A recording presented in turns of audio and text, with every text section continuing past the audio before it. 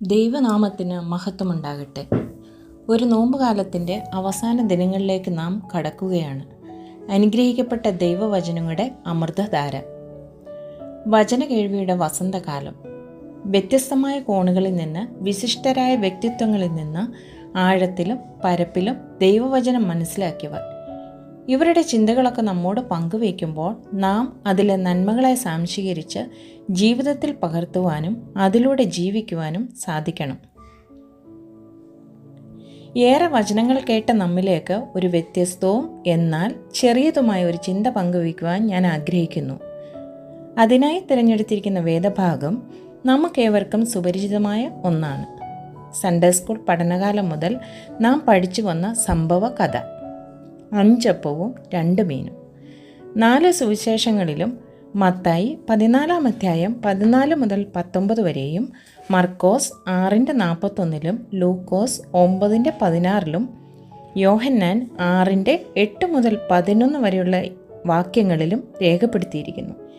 എന്നാൽ ഈ 4 സുവിശേഷങ്ങളിൽ യോഹന്നാൻ്റെ സുവിശേഷത്തിൽ മാത്രം കൂടുതൽ തെളിമയോടെ ഈ സംഭവത്തെ വരച്ചു കാട്ടുന്നു.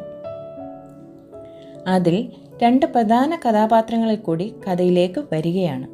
യോഹന്നാൻ 6:8 ശിഷ്യന്മാരിൽ ഒരുത്തനായ ശീമോൻ പത്രോസിൻ്റെ സഹോദരനായ അന്ത്രയോസ് അവനോട്, ഇവിടെ ഒരു ബാലകനുണ്ട്, അവൻ്റെ പക്കൽ 5 അപ്പവും 2 മീനും ഉണ്ട് എന്ന് ഫിലിപ്പോസിനോട് അറിയിക്കുന്നു.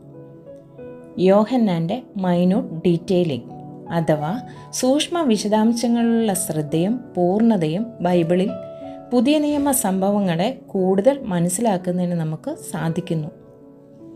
ഈ പ്രത്യേകത മൂലം വിസ്മരിക്കപ്പെടാമായിരുന്ന 2 കഥാപാത്രങ്ങൾ, 1 അന്ത്രയോസ്, 2 ബാലകൻ, ഇവർക്ക് അർഹിക്കുന്ന പ്രാധാന്യം ലഭ്യമായി.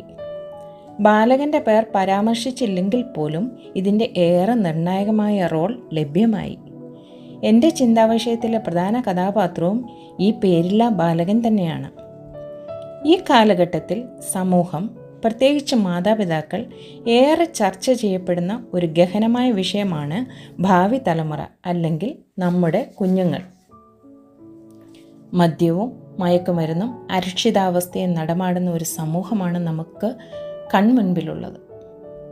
ദിനം പ്രതി വാർത്താ മാധ്യമങ്ങൾ നമ്മെ ഓർമ്മപ്പെടുത്തുന്നതും വർദ്ധിച്ചു വരുന്ന ഈ സ്ഥിതിവിശേഷത്തിന് അടിവരയിടുന്ന സംഭവങ്ങളാണ്. ഇവിടെയാണ് മാതാപിതാക്കളുടെ റോൾ. ഇന്നേറെ ചർച്ച ചെയ്യപ്പെടുന്ന പേരൻറ്റിങ്. ഞാൻ വിഷയത്തിലേക്ക് തിരികെ എത്തട്ടെ.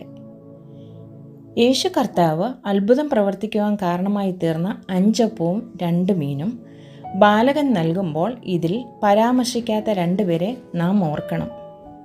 അവൻ്റെ മാതാവും പിതാവും. ഇതിൽ പ്രാധാന്യം അർഹിക്കുന്നത് മാതാവിനാണ്. ഒരു ഐഡിയൽ മദർ, മാതൃകാപരമായ ജീവിതം നയിച്ച നന്മകളുടെ വിളനിലമായ ഒരമ്മ അവനുണ്ടായിരുന്നു എന്നതാണ് വസ്തുത. കാരണം ദൈവവചനം കേൾക്കുവാൻ അയക്കുന്നതിനോടൊപ്പം അവൻ ആവശ്യമായ ഭക്ഷണം തയ്യാറാക്കി പൊതിഞ്ഞു നൽകിയ നല്ല അമ്മ. എന്നാൽ അതിനുപരിയായി അത് പങ്കുവയ്ക്കുവാൻ പഠിപ്പിച്ച അമ്മ. ബാലകൻ എന്ന് പറയുമ്പോൾ ശൈശവം, ബാല്യം, കൗമാരം ഇങ്ങനെ പോകുമ്പോൾ ഏതാണ്ട് 10 വയസ്സിൽ താഴെ മാത്രം പ്രായമുള്ള കുട്ടി. ആ നന്മ വിശന്ന വയറുമായി വലഞ്ഞ 5000-ഓളം അടങ്ങുന്ന പുരുഷാരത്തിൻ്റെ വിശപ്പകറ്റുകയും 12 കൊട്ട അധികം നിറച്ചെടുത്തു എന്നതു മാത്രമല്ല, ദൈവപുത്രനായ യേശുവിന് അത്ഭുതം പ്രവർത്തിക്കുവാൻ കരുവായി തീർന്നു. 14-ാം വാക്യം നാം വായിക്കുമ്പോൾ, അവൻ ചെയ്ത അടയാളം ആളുകൾ കണ്ടിട്ട് ലോകത്തിലേക്ക് വരുവാനുള്ള പ്രവാചകൻ ഇവനാകുന്നു സത്യം എന്ന് പറഞ്ഞു. ഈ ചെറിയ ബാലകൻ്റെ പ്രവൃത്തിയിലൂടെ ലോകരക്ഷകനായി യേശു കർത്താവിനെ പറ്റി ഇങ്ങനെയൊരു സാക്ഷ്യം പുരുഷാരത്തിൽ നിന്നും ഉണ്ടാകുവാൻ ഇടയായി എന്നതാണ് പ്രസക്തമായ വിഷയം. നമ്മുടെ കുഞ്ഞുങ്ങളെ വേദപുസ്തക പരിജ്ഞാനത്തിലൂടെ അതിൽ ഉൾക്കൊണ്ടിരിക്കുന്ന നന്മകളിലൂടെ സ്വയം ജീവിക്കുവാനും അതോടൊപ്പം തന്നെ സമൂഹത്തിനും ദൈവരാജ്യ കെട്ടുപണിക്കും പ്രയോജനകരമായി ജീവിക്കുവാനും ഇടയാകട്ടെ എന്ന പ്രാർത്ഥനയോടെ ഈ ചെറിയ ചിന്ത ഇവിടെ അവസാനിപ്പിക്കുന്നു. ദൈവം നമ്മെ എല്ലാവരെയും അനുഗ്രഹിക്കട്ടെ.